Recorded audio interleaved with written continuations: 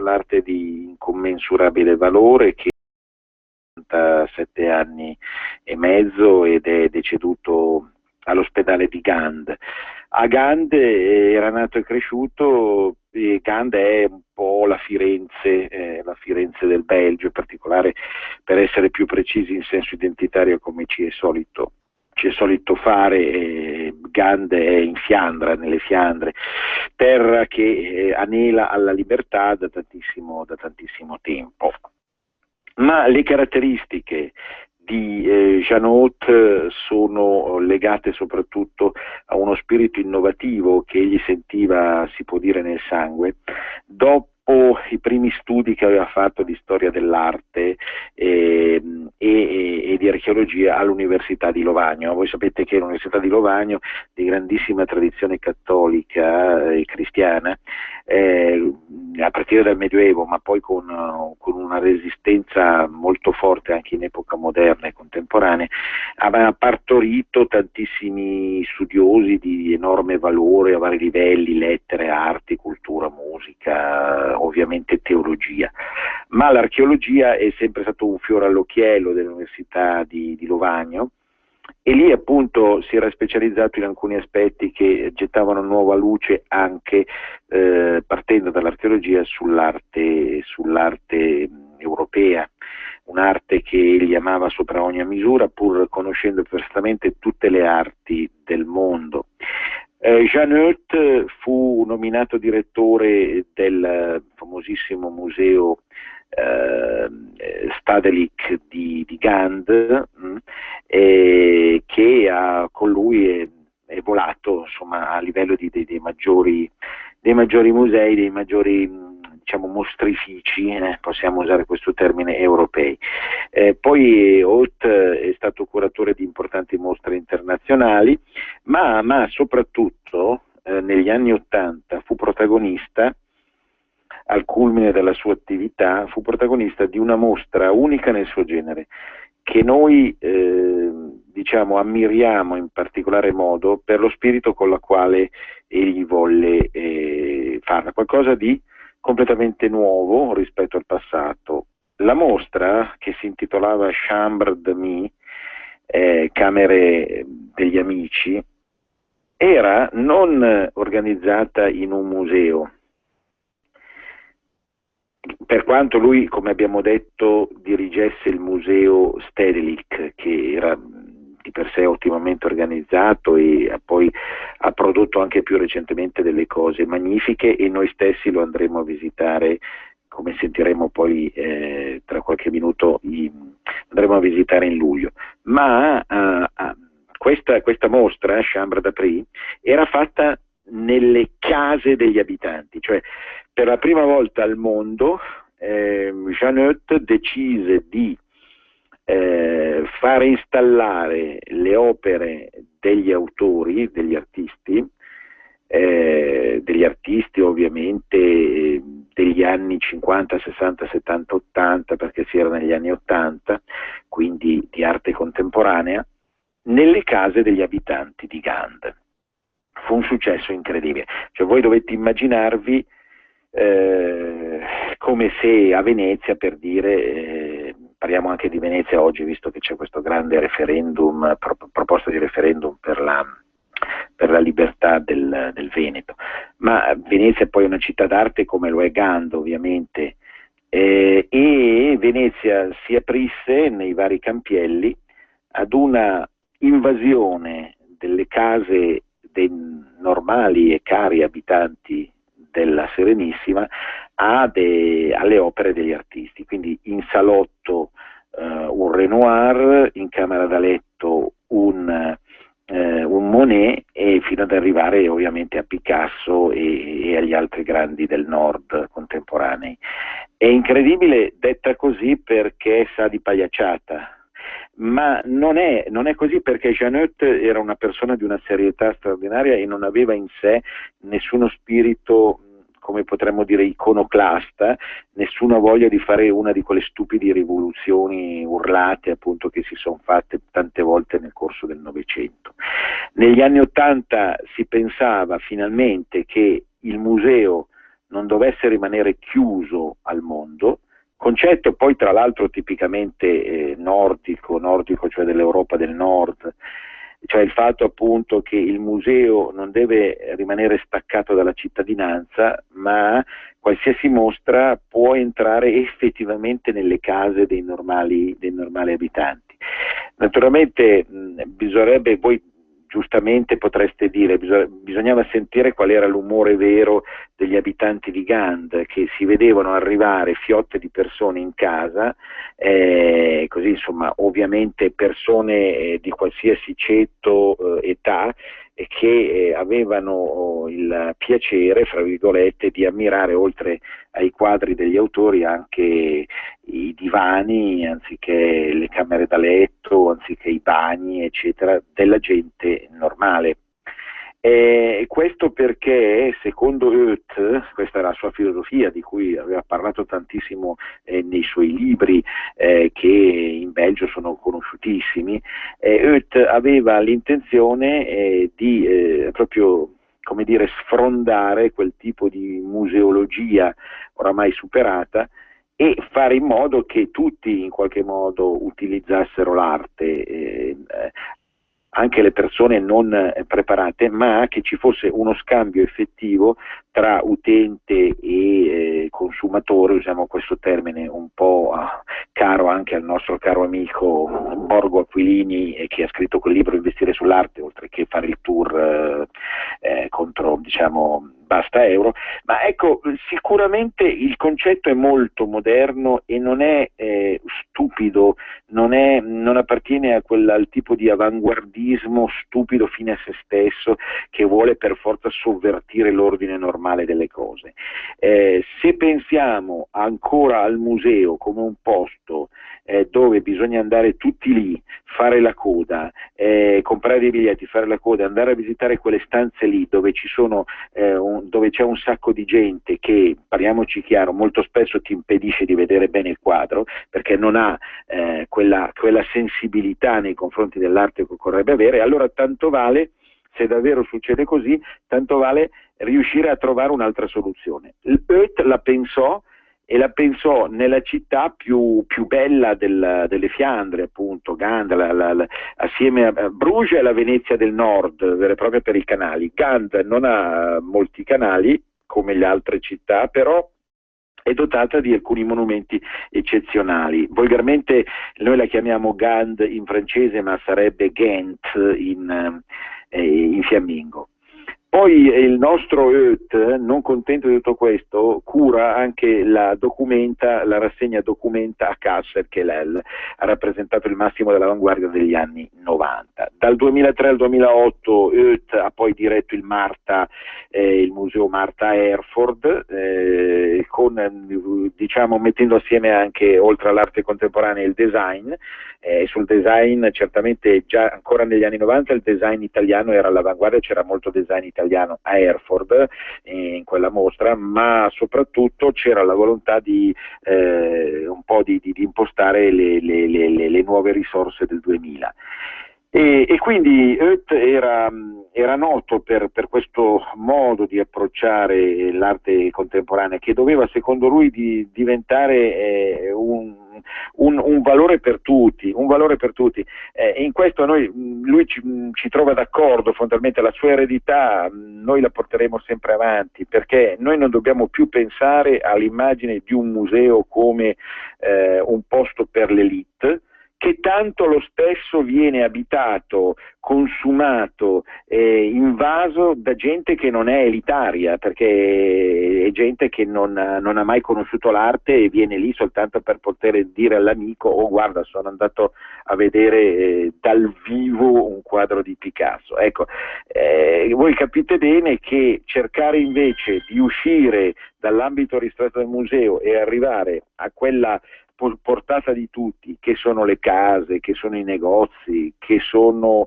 le scuole. Perché no? Perché non dobbiamo pensare che nelle scuole non si possa fare delle famose e note mostre d'arte. Per quale motivo?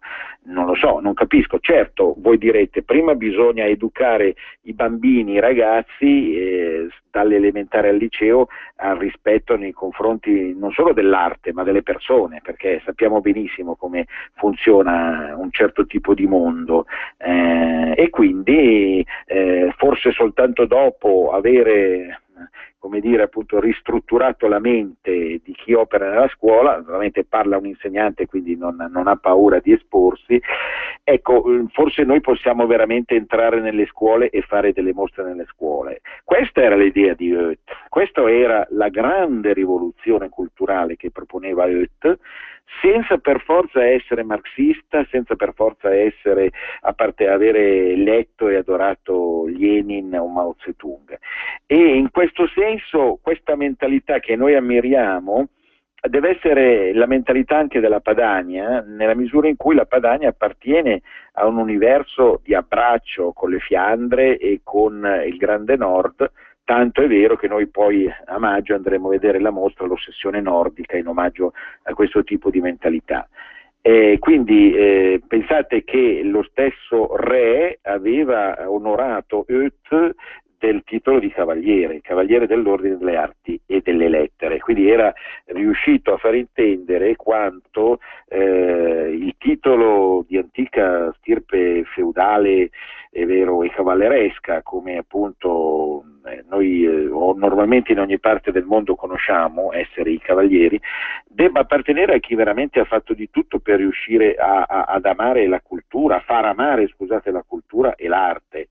E ça va sans dire che la regina Paola è stata oggetto della sua adorazione nella misura in cui la regina Paola del Belgio era comprensiva, è vero, nei confronti della stessa arte e della stessa cultura. E tutto questo ha onorato il senso e significato stesso della vita culturale nelle Fiandre, soprattutto appunto da Bruges a Gand, da Ostenda ad Anversa, tutte città appunto che noi andremo a visitare non a caso quest'estate. E la morte di Jeannette consegna in realtà un patrimonio enorme da andare a rivedere e a rivisitare, perché soltanto il catalogo di quella Chambre d'Amis, Camera d'Amici, che sconquassò il mondo dell'arte, veramente distrusse miti pregressi che non avevano più ragione d'essere, soltanto quel catalogo vale la gita, nel senso che quel catalogo è reperibile soltanto almeno nella forma originaria sulle 300 pagine soltanto lì, soltanto a Gand, e noi andremo a Gand anche non solo certamente, ma anche per quello. Adesso sentiamo se il nostro regista può mettersi in contatto con Loredana Pennati, in modo che appunto si possa parlare proprio di queste gite, compreso quella nel Belgio. Noi le chiamiamo gite perché abbiamo uno spirito adolescente che non muore mai, ma si tratta anche di giri impegnativi dal punto di vista mentale, nella stessa misura in cui però sono anche soddisfacenti, molto soddisfacenti sul piano gastronomico. Regista? È con noi proprio da qualche istante Loredana Pennati. Perfetto. Allora Loredana, sì. Ecco, hai sentito un po' quello che ho detto. Noi andiamo in Belgio per l'arte, ma siamo attrezzati anche per tutto. Però prima parlaci delle iniziative primaverili di Arte Nord, che sono abbastanza importanti. A te la parola. Benissimo. La prima imminente, il 5 aprile, andiamo a Forte Bard, in Val d'Aosta, all'inizio della Valle d'Aosta, per visitare l'interessantissima mostra che tra l'altro chiude il 2 di giugno, quindi abbiamo dovuto anticipare un po' le date. La mostra Montserrat, opere maggiori dell'abbazia. Si tratta della raccolta museale di questo monastero benedettino che si trova nell'entroterra di Barcellona, dove è custodita la Madonna Moreneta. E sono delle opere importantissime di Caravaggio, del Tiepolo, del Rembrandt, di Monet, Degas, Picasso, Dalì, Miro, Tapie, Subirash, sono state concesse appunto al Museo di Forte Barde, che fa molte iniziative culturali interessanti per poter essere visitate. Allora, è una gita di un giorno, partiamo da Milano, ci fermeremo in qualche posto lungo il tragitto per gli amici piemontesi che vogliono partecipare. Arriveremo intorno alle 10:30 a Montserrat. Arriveremo a Bardes, scusa. Che è dotata di tutta una serie di... bellissimo, scusa Loredana, il tuo lapsus freudiano, ma hai detto Montserrat. Arriviamo a Bardes per vedere cosa c'è su Montserrat. Visiteremo prima la mostra, una visita guidata, poi visiteremo il Museo delle Alpi, che è anche questo molto interessante. Intorno alle ore 13:15, ritengo che poi verso quell'ora avremo finito, verso le 13:05 e 15, raggiungeremo una osteria tipica che è situata all'inizio del borgo di Bardes per un pranzo di cucina tradizionale valdostana, dei piatti veramente appetitosi e invitanti. Poi nel pomeriggio faremo un po' siccome si presume che ci sarà per allora bel tempo, visiteremo un pochino il paesino, ci sono molti negozi come si può dire, di tradizione tipica, manufatti, cose da mangiare eccetera, e poi torniamo a Milano. Invece sabato 10 e domenica 11 maggio andiamo a Rovigo per quella che noi abbiamo chiamato estetica boreale, e sarebbe la mostra Palazzo Roverella, l'ossessione nordica, Böcklin, Klimt, Munch e la pittura italiana. Ecco, questo evento è stato molto, come si può dire, pubblicizzato dai media, perché sono state fatte anche tantissime conferenze nelle varie città, perché esiste anche una sindrome dell'ossessione nordica. Non a caso anche, tra l'altro, il noto psicologo, psichiatra Vittorino Andreoli ha presieduto qualcuno di questi convegni. Allora, il programma è questo: partenza da Milano, i soliti 2 ritrovi o alla mattinata presto, massimo alle 8 ce ne andiamo da Milano, prima fermata stazione centrale, poi la seconda vicino alla sede della Lega. Arriveremo a Rovigo intorno a mezzogiorno, ci sistemiamo subito al Best Western Hotel, dove faremo il pranzo di mezzogiorno. Alle 13:50 entreremo a Palazzo Roverella, che è lì praticamente vicino nel centro storico, per la visita guidata della mostra L'ossessione nordica. Alle ore 16 facciamo un'altra passeggiata di qualche centinaia di metri per raggiungere il Museo dei Grandi Fiumi, che è un'esposizione sull'ambiente e la storia del Polesine. È praticamente un'altra, come si dice, un'esposizione museale molto importante, che tocca l'età del ferro, l'età del Medioevo, eccetera, e parla di tutta l'evoluzione storica in quella zona paludosa, diciamo, che c'è lì fra il mare, le lagune, eccetera. Alle ore 18 ritorneremo all'hotel per la cena e per pernottamento. La mattina dopo la colazione e una breve visita del centro storico di Rovigo, che è molto interessante, anche quello. Partiamo per Fratta Polesine, dove visiteremo la Villa Badoer, che è una villa realizzata nel 1556 dall'architetto Palladio, ed è uno dei beni protetti dell'umanità dell'UNESCO. Alle 12:30 pranzeremo, sempre come anche gli altri, il pranzo e la cena della sera precedente, con un pranzo tipico di cucina polesiana al ristorante che si trova più vicino alla Villa Badoer, e poi nel pomeriggio torniamo verso Milano. Ecco, se poi c'è tempo vorrei fare una piccolissima, come si può dire, illustrazione della solita nostra gita all'estero, cioè viaggio, tour annuale estivo, che durerà dal 19 al 26 luglio Andiamo praticamente nelle Fiandre, un tour delle Fiandre che toccherà anche la Germania e il Lussemburgo. Parlo brevemente, andiamo in pullman, partiamo da Milano, lo stesso pullman che abbiamo usato per andare in Normandia, comodissimo. C'è una chiamata telefonica, pronto? Sì, pronto, buongiorno. Allora, mi raccomando, che Villa Badoer, no Badoer, sì. Ci teniamo tantissimo, non per nulla. Non dite più per cortesia Nord-Est, ma siamo Veneto o Triveneto, non cambiamo il nome delle regioni, perché questo è un errore grossissimo, tra 10 anni non si parlerà più di Veneto. Mi raccomando, siamo Veneto e Triveneto e Villa Badoer, grazie. Bene, Villa Badoer, grazie della precisazione della nostra cara ascoltatrice. Preparerà il nostro tour operator, raggiungiamo Waterloo che visiteremo e Lovanio dove ci fermeremo a dormire. Il quinto giorno il programma prevede la visita di Anversa, di Gand e di Bruges. Bruges la visiteremo poi, è una bellissima città, il sesto giorno, poi raggiungeremo la costa belga per un'escursione di Ostende e di Knock. Torneremo a dormire a Bruges.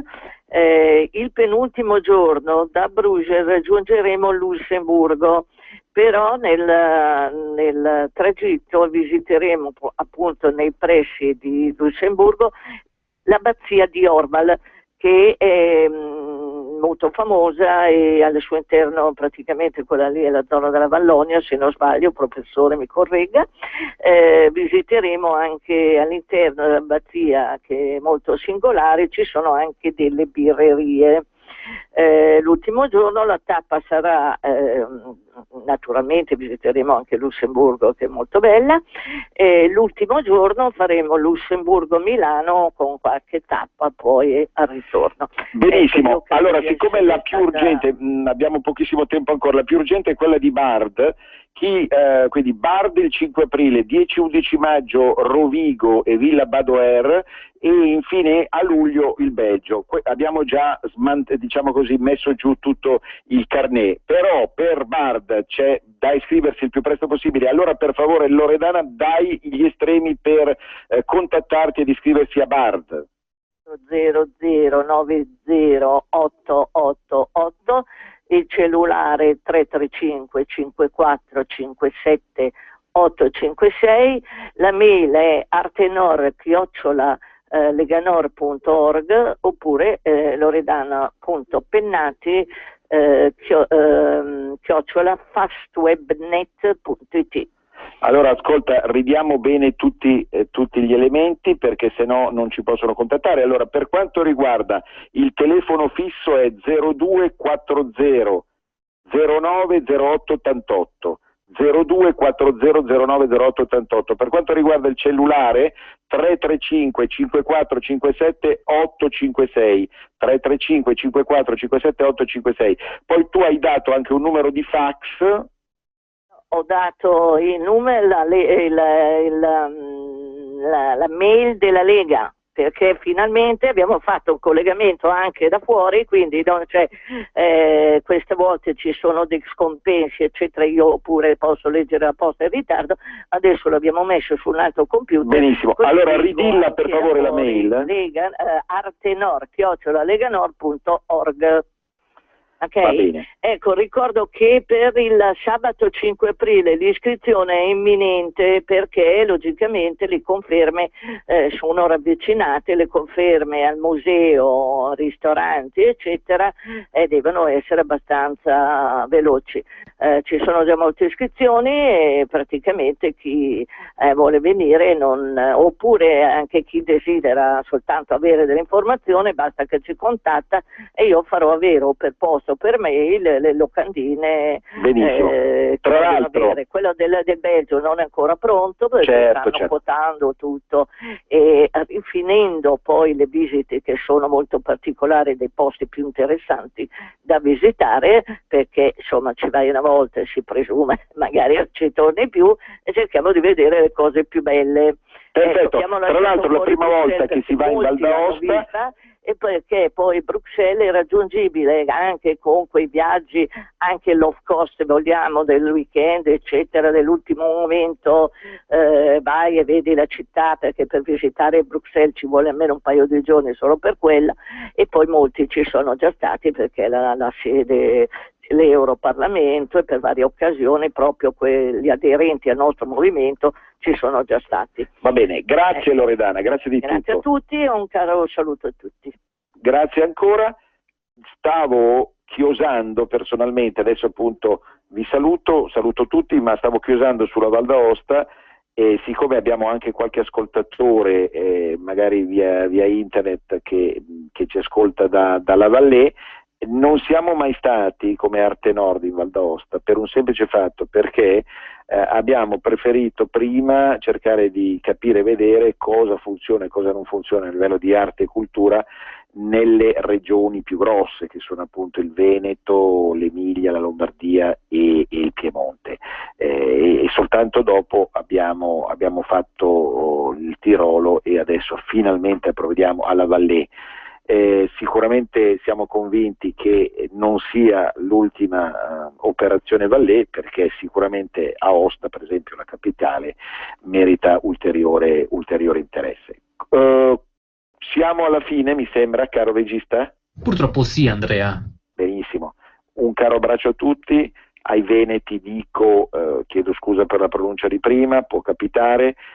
Questo dimostra che la lingua veneta è una lingua da conoscere alla perfezione, e oggi tutti a quei gazebo che sono scritti sulla Padania. Un grande abbraccio a tutti, Venezia risorga, risorga Venezia, a risentirci.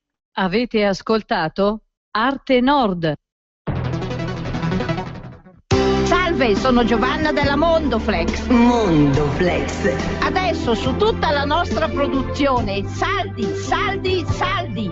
Venite a trovarmi, vi aspetto. Mondoflex, reti e materassi. Mondoflex conviene sempre. A Treviolo, Melzo, Crema, Castelmella, Brescia e a Desenzano sul Garda. Vuoi proteggerti dai furti? La soluzione è Dialogos. Chiama il numero 389 11 89 705. Vuoi diventare concessionario Sicurbet? L'antifurto Dialogos è la tua opportunità. Chiama il numero 389 11 89 705 oppure invia una mail a info@sicurbet.com.